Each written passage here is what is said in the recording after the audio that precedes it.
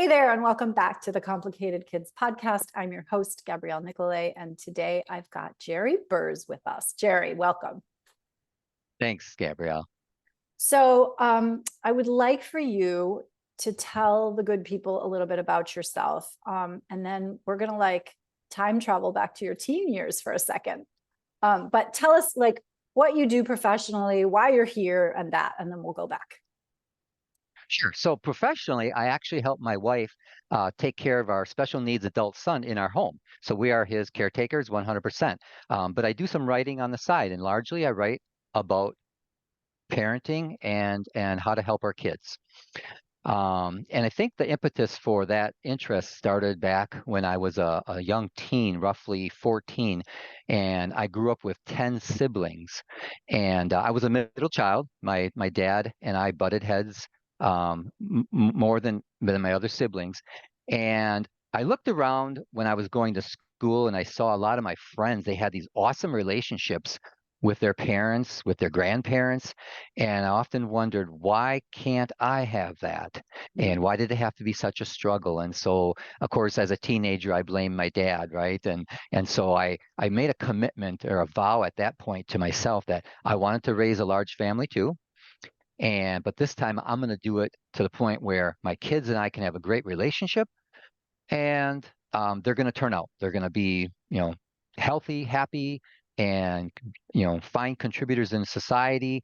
Um, and uh, and my dad did largely well with us, but he taught us a lot of things that we didn't like, and he taught us a lot of things we did like. And I think um, taking responsibility for that was what most of us had to learn. And so we accepted the things he taught us well, and of course, discarded the rest. And I think that's what we're largely called on to do. And that's one of my favorite things about helping kids with is, you don't have to take everything your parents give you, but certainly pay attention and take the good and discard the bad. This is okay, there's so many different directions that I want to go here. Sure. One of which is when one is 14, it it seems to me like a very striking choice because I can see a scenario in which boy is butting heads with his dad and boy says, screw this, I can't be good at being good, so I'm just going to get really good at being bad. And that leads, and perhaps there was some of that in your past, I don't know, but that can lead teens in particular, down a road of rebellion, right? Where the only thing you're doing is in opposition to your authoritarian Absolutely. parent. But what you did was kind of the opposite here, at least long term, which was, there are some things I like, there are some things I don't like, and I'm going to do this better, and I'm going to do it in a way that feels good to me. Do you Yeah. want to kind of elaborate there a little bit? Yeah, and I think for my own sake, so everybody's got their own journey, right? And I think for a kid, or a teenager in particular, you don't understand what your journey is at the time. And I think my journey at that time was just set in place in that I needed those kinds of challenges with my dad so that I could change how I have a relationship with my family. And of course, we may get into my story or our story here about raising a medically fragile special needs son as well. Yeah. And so a lot of that was really resilience building. My dad was building into me and into our my siblings in general, how to tackle life when they throw curveballs at you, because life is hard. And as parents, of course, we all know that. We know that it doesn't take a special needs child, it doesn't take a death in the family or any of these crisis moments to really challenge our humanity, challenge our emotional resilience.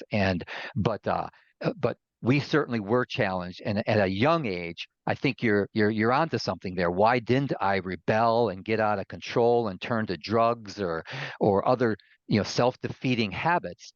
Um, only God knows at this point, and I just trust that it was all to build me into the kind of human I needed to be as I aged and as I had my own family. Okay, this is another really important point and thread that I kind of want to pull here, which is your past is what your past is.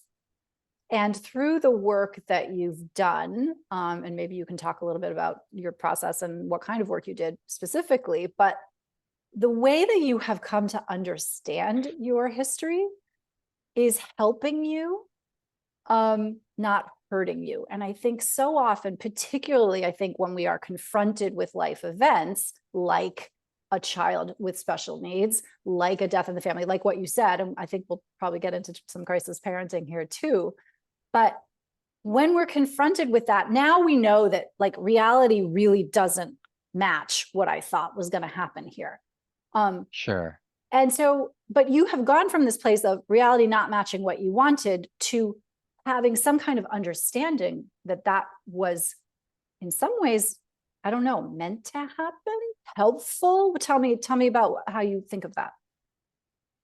I do agree. I think everybody, often people ask me, boy, I don't know how you guys do it, right? And we'll get Mm-hmm. into that story later. But they ask you, how do you guys do it? Or I don't, I could never do that. And I don't believe that's true. I think everybody's got this innate abilities within them, and they're challenged appropriately to get these experiences and opportunities to grow. And so, don't get me wrong. I don't want your viewers to think that.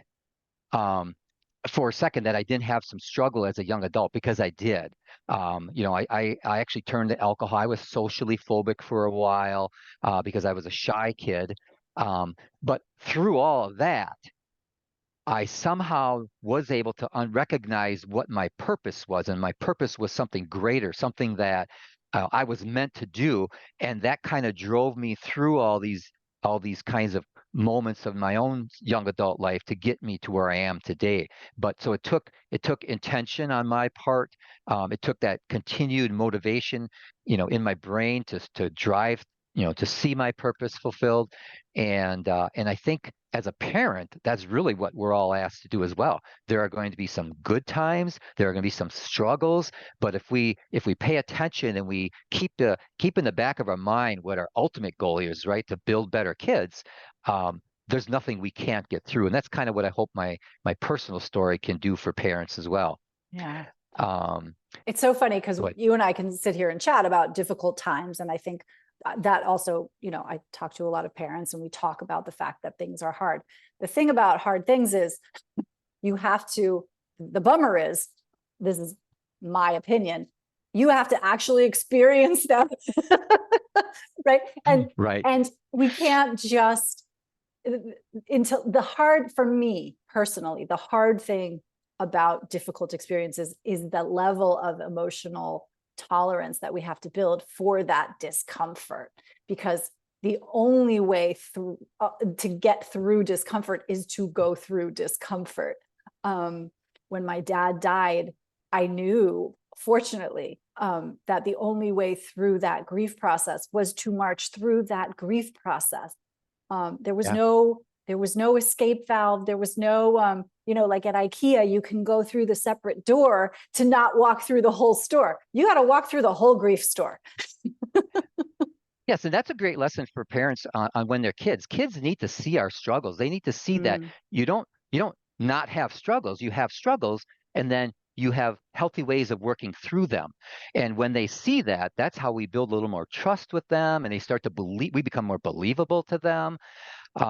We really can't keep our kids and from struggles, and we really shouldn't be fixing their own struggles. We should just be a support mechanism and help them through that. And so when you talk about how we have our own struggles, it's actually greater than, especially when we have kids looking at us, it's greater than just us working through them. It's also teaching our kids that big lesson in life. So yeah. Okay. So you grew up in a large family. You decided you wanted to have a large family. Um, yes. Fast forward a little bit and tell us what happened. Sure. Well, so I met my wife when her son was 2.5 years old, and so that was our first child, and we spent a few years raising him, and then eventually we started to have our own family. Well, we did lose identical twin girls at birth shortly after that. And then we had our first son together, and he ended up having special needs at the beginning. The doctors labeled him cerebral palsy. And then we had four more kids back to back, basically about 15, 16, 18 months kind of thing. Okay. And but through that, my son, he started walking at 4. So as you can imagine, we have a lot of this special needs, a lot of crises moments happening there, and our kids are watching this in the background, of course. Mm, And at age 7, he fell in the driveway one time. He had kind of a staggered, like a drunken sailor walk, right? And he fell in the driveway, and that triggered dystonia in his body. Oh, If people remember, Michael J. Fox has underlying dystonia with his Parkinson's. yeah.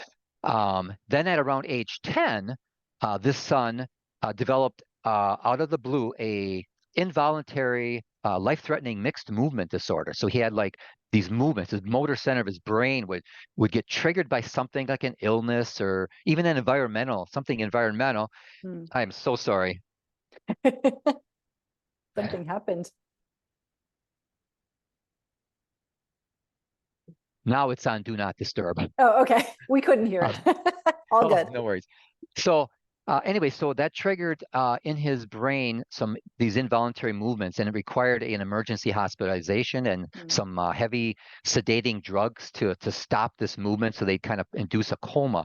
And this went on for about 10 years. So again, our kids are growing up with this 10-year, ambulance in our yard all the time, taking my wife and my son to the hospital, and I'd stay home with the kids. We would be, they originally started in school. Hmm. We pulled them after our youngest one ended up in finishing first grade.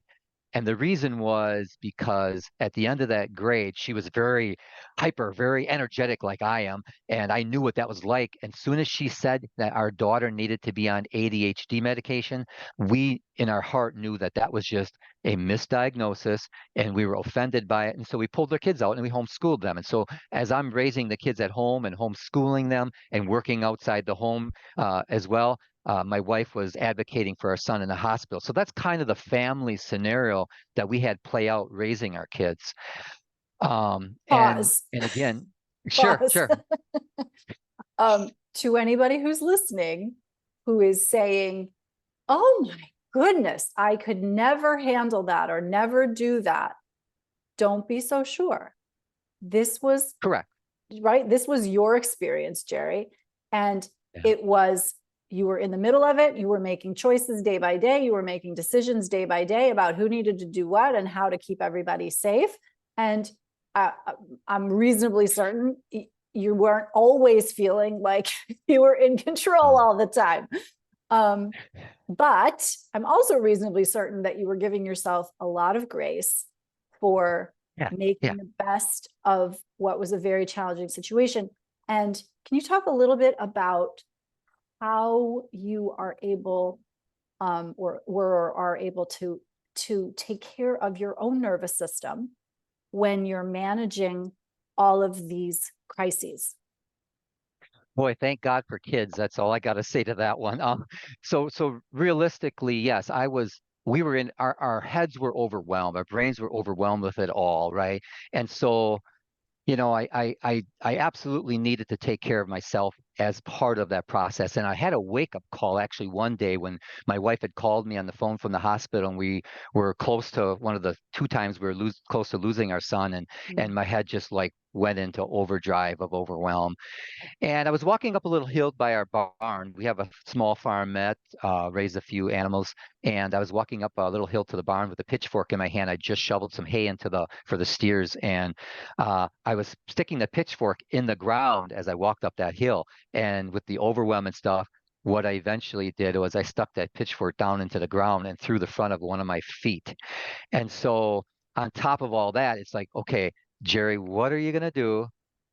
What are you going to do to come down from this really deep overwhelm that's starting to, and this was early on. This was early on in Jonah's movement mm, emergencies. And so it was my wake-up call to say, okay, I need to take care of myself. So I really doubled down on my exercising and a lot of the good things, the meditations, mhm, some of the self-help learning stuff that I had been doing, reading some books and so on. And the other thing was, I mentioned earlier, I says, boy, thank God for kids. And so what I learned in my past was, okay, I was a big brother in the Big Brothers Big Sisters program for 10 years. mm, I sponsored some kids in Africa, long distance, of course, for about 10 years as well, 5 different children. And then I volunteered at a daycare of kids that were they had like special needs and a lot of crises going on in their own homes. And mm, so what I learned through all that was that kids themselves can be healing if you just connect with them. And so I'm looking in my home and I've got one, two, three, four other kids sitting here, plus an older teen, and they've been my medicine literally through this all. Okay, And I learned to sorry. do what my dad couldn't I'm do. gonna interrupt you again because that I think Perfect. if people take nothing else away, kids can be the medicine if you let them. Um, Yeah. and for me, what that means is get out of your own way, stop all the drama, and Yeah, stack some blocks already, or read a book already, or watch the absolutely. ant crawl up the tree. Um, because kids, I 100% agree with you, and I actually have full body chills just even thinking about it. They have an ability to be present in the moment, Yeah. inside their bodies, and again, some of them have a little trouble adjusting to their bodies, Yep. but they are able to be here now in a way that many adults have forgotten how to do. And that's what I recognized early on is that kids give us all kinds of clues exactly how to raise them. You think about Mhm. take for example, a toddler who tells you no. Why are they saying no? Are they being defiant? Of course not. They're saying, I want to do this myself, okay? Or even a 4-year-old who says, I hate you, mom. Do they really hate you? Are they being nasty and mean to you? No, no, no. They've got some big feelings in them that they can't bring out very well because they don't understand how to do that quite yet. So that's their way of saying, I got to share this. I just don't know how. I hate you, mom, right? Or like my daughter and son who are always on the porch. Every time the ambulance pulled out of the driveway, they were waving to the ambulance, goodbye, Jonah, goodbye, mom. And like telling you, okay, what there's no need to have a care in the world. They'll be okay. Yeah. And that was the message I got from them. And again, over and over. And of course, Jonah in the hospital, I can't tell you how many times doctors thought they knew how to treat him. They thought they knew medicine, and he Mhm. showed them completely that they've got a long way to go to learn how to treat people for health. And just over and over, I could give you thousands of stories if I could recall them, but those are just a few examples where kids give us clues all the time. And we'll talk a little bit later about my book. That's exactly what I wanted to show parents through my first book. Oh, let's So talk about that right now. Tell us about your okay. first book, please. Oh, sure, sure. So I got the idea. Okay, so after 10 years of emergency hospitalizations, my son finally got a deep brain stimulator installed, and basically that took the place of the medicine. And what it does is this gives you a shot to a volt to the brain, makes your body stop moving involuntarily. Kind of, they're using it on Parkinson's too now. Mhm. And by gosh, he got out of the hospital after having been stuck for 6 months straight, Mm. and we hadn't seen movements for 6 years after that. So basically, right after that, though, I thought to myself, okay, kids leave us clues. And then I come up with the topic, okay, why don't I show people how kids leave clues? And so basically, I wrote this book called When Kids Leave Clues, 26 timeless stories of inspiration and essential life lessons taught to us by our own children. And they are stories that start out each chapter that give an example of where kids are teaching us a lesson in daily life. And then I go on to just do a short little analysis about that particular character trait. And it was very helpful. I say my kids saved me. In fact, my little brother, for that 10 years of my young adult life, when I was struggling with uh, alcoholism and stuff like that, my little brother saved me. And you talk about how we often think we're there for these kids. That is, it's the case to some regard, but for the most part, these kids are here to teach us and to be here for us, so we can kind of relearn, right, how to be a kid. Yeah, it's so interesting. It it can feel very challenging, and again, I'll speak from personal experience, Sure. to to bring that perspective to somebody who is not experiencing that way. Yeah. Right? I deal with a lot of families whose kids are autistic, and the families who are able to embrace that as, this is my child, this is how they are, they're a whole person, Sure. and we're going to figure out what works. Those families are so much more content. I hate to use happy because nobody's Yeah. happy all the time, but those are Right. contented families. The families who resist and think it's terrible and it shouldn't be happening, and the siblings are gonna have a terrible life, right? all of that resistance gets, number one, picked up by their children, but also creates so much turmoil internally. Yeah. And yet it can be very challenging as a clinician, especially, to sort of bring this up and say, some of this is about how you're thinking about it. I love your idea of telling these stories. Will you, can you give us like a taste? Will you tell us one I'm sorry, the stories about in your about book? oh, sure. So like the very first one, basically, so I took chapter one and I said, what's the top trait, the top strategy for parents to work themselves through tough things? Mm, And what I found out is that it's about self-care.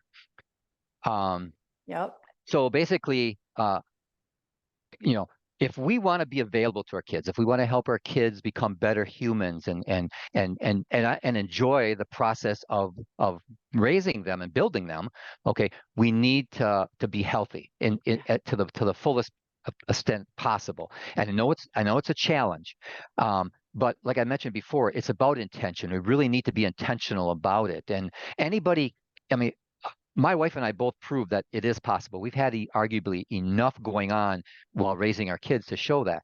Now, it doesn't mean that things will be perfectly or will go perfectly all the time, of course. But it does mean that you will get through it. It does mean that you'll be better for it on the other side.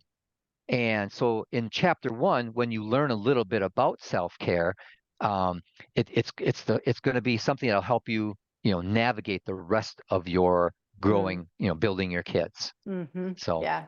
Yeah. Put on your own oxygen mask first.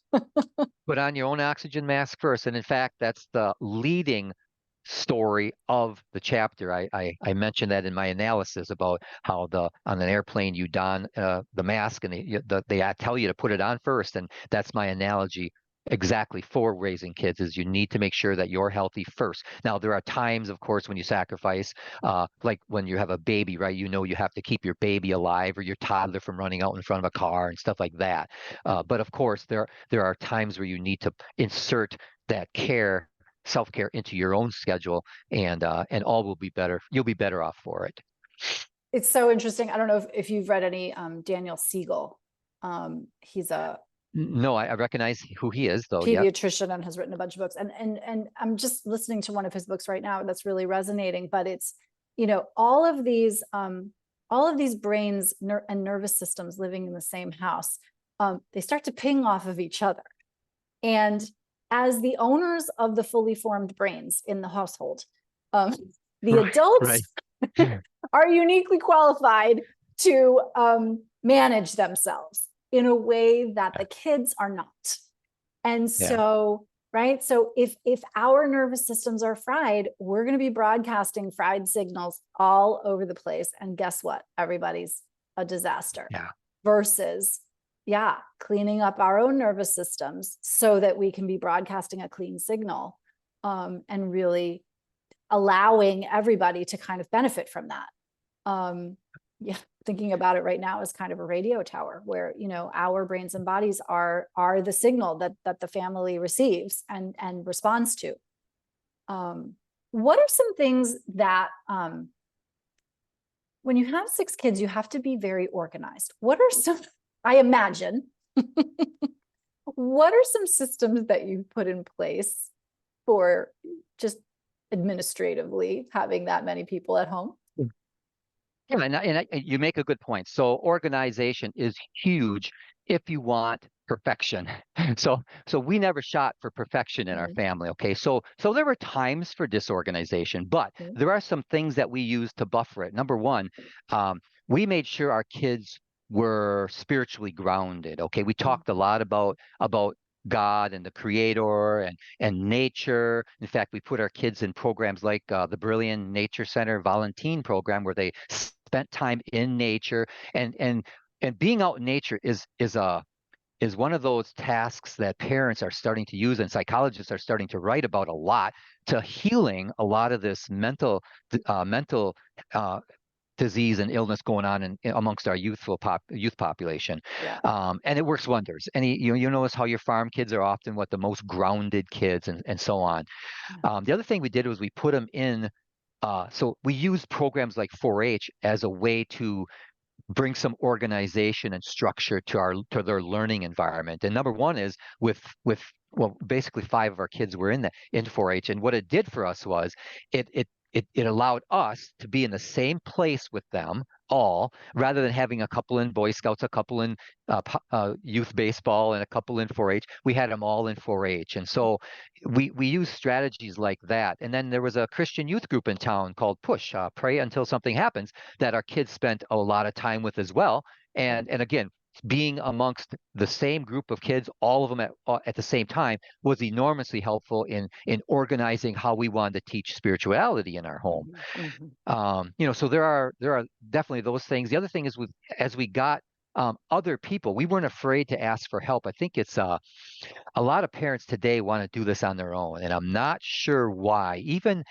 our authoritarian parents of years gone by, they made sure we spent time with our cousins, with our sports teams and our coaches, with our Christian youth groups.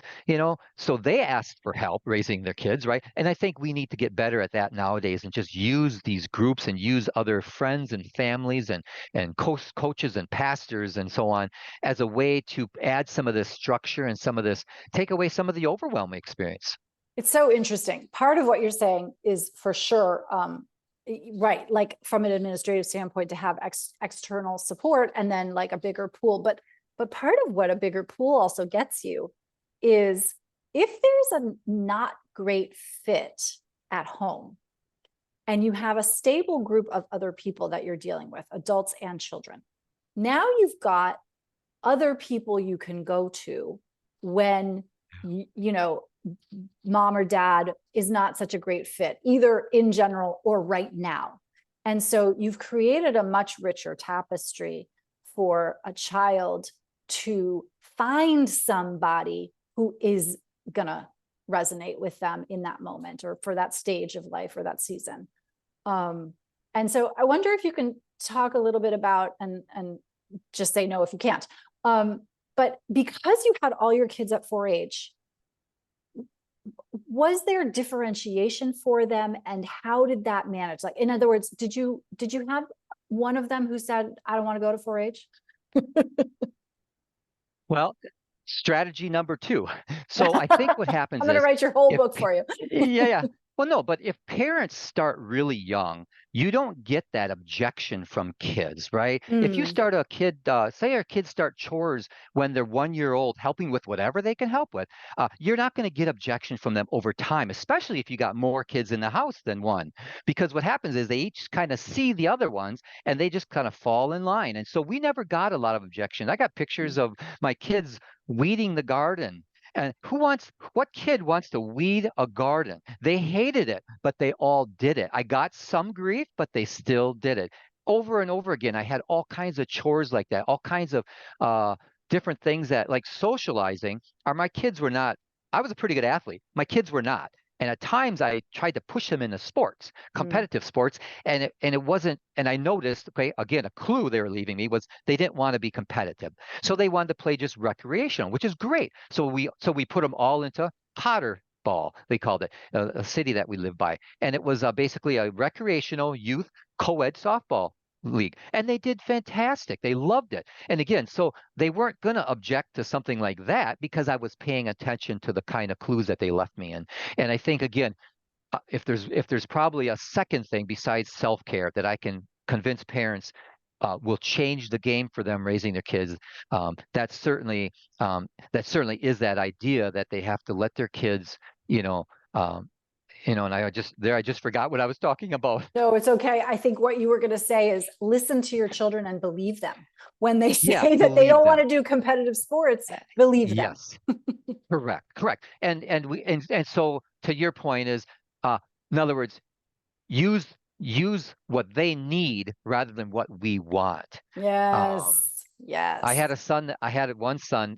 He was in soft. No, he was in track, cross country track, and he didn't want to do it, but we recognized, okay, this is an example where we pushed him into it. He was older, first of all, but we pushed him into it because we recognized he was a lot more introverted, but he was also our most athletic. So I knew from my experience that when you're an athlete and you're playing on the field, you actually kind of can block out the social phobias and you perform well. And that's exactly what we did. So we pushed him. So we took the clue from him, but there it was kind of the opposite. So we had to recognize that this was one time where you kind of want to push your kid into that direction because, you could be misinterpreting it otherwise. Yeah, we call that a just right challenge, which is like, what's Sure. the next little, Temple Grandin would call that a loving push. What's the next Yeah. little loving push?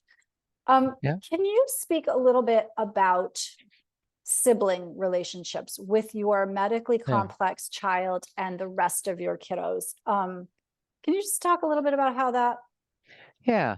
happens? Yeah. This is a great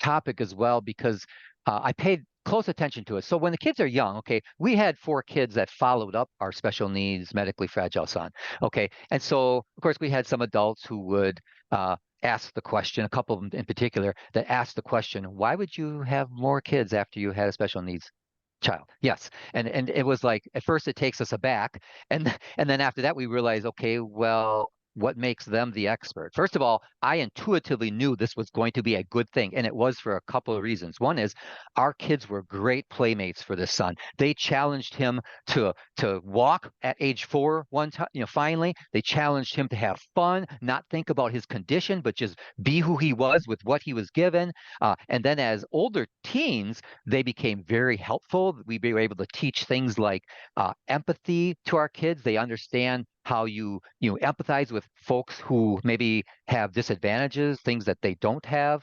But they were very helpful. It's like doing nursing tasks, for example, when he got older. So really, it was a godsend that we had more kids that followed up. But long story short, all of our kids are adults now, and the four that are behind our special needs adult, they are just, while they recognize they missed out on some stuff, they basically verbally told us that they feel like they missed out on a lot of things, but they qualified it by saying that they see other kids out there who are spoiled or don't recognize how good they got it.